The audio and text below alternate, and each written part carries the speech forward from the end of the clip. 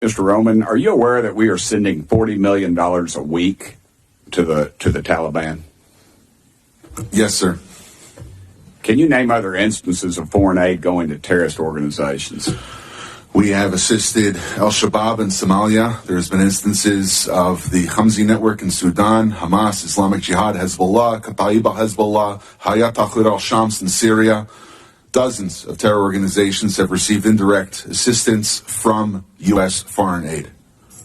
Could you elaborate a little bit on the mechanisms in place that are to stop foreign aid from going to terrorist groups, and why are they not working if we have any in place? Sure. And I would note that these are, you notice, these are terrorist weaponry. You see some AKs, SKSs, some snipers, some clips, some clip carriers probably made in China, and I believe these are small landmines here beside right there.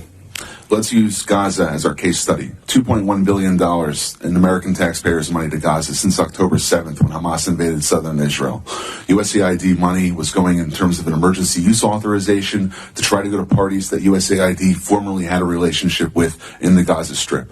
They had to have been vetted by OFAC. They should have been vetted against the special designated terror list from the State Department and from other Treasury organizations. Waivers were granted because they said that there was an emergency use to have that money come in to Gaza, thereby jettisoning the usual typical screening procedures. As a result, 90% of aid that was going from the United States by way of its agents in Gaza ended up in Hamas-controlled areas. And this is ridiculous. Essentially, what the U.S. assistance to Gaza did was underwrite the ability for Hamas to survive until the ceasefire was just passed a few weeks ago. There was no strategic thought for it, and there was no screening. Seems like the emergency might have been to arm terrorists to kill civilians. Would that be accurate? That's accurate, and even more than that, Samantha Powers, the administrator for USAID, was intent on having Israel not be able to defend itself. To not be able to defend itself. Correct.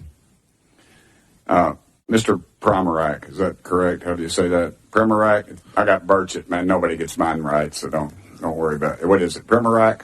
Perfect. All right, thanks, brother. How did terrorists exploit our foreign aid loopholes? Well, we have a lot of our international... Can you pull your mic up? I'm sorry. Can you hear me? Yes, sir. You have international NGOs and UN agencies actively lobby here in Washington, D.C. against vetting policies that would prevent it. I was the senior vetting officer at USAID, and what we did... Did you say United Nations is doing this? The UN? Sure, everybody who's getting money lobbies here.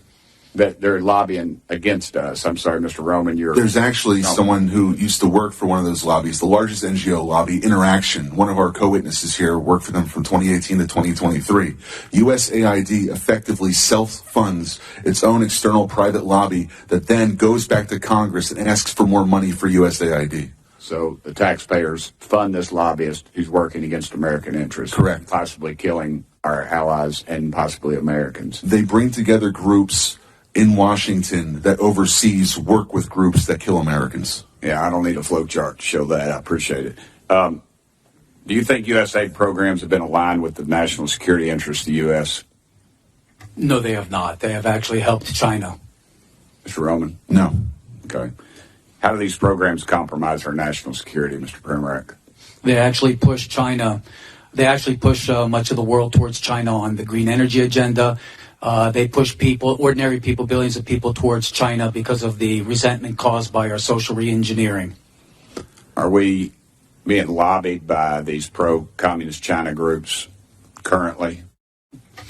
Well, a lot of these countries don't even have to lobby because they get the money anyway, like South Africa. Yeah, and in fact, these lobbyists have come to the House and have tried to kill legislation like H.R. 160, which was meant to increase transparency in USAID's funding of overseas organizations. Is that a current piece of legislation? That's from the last session. And give me that number again. H.R. 160. And what does it do? It was meant to give U.S. lawmakers the ability to have higher transparency in terror financing investigations aimed at scrutinizing extremist groups. Mr. Pramarak?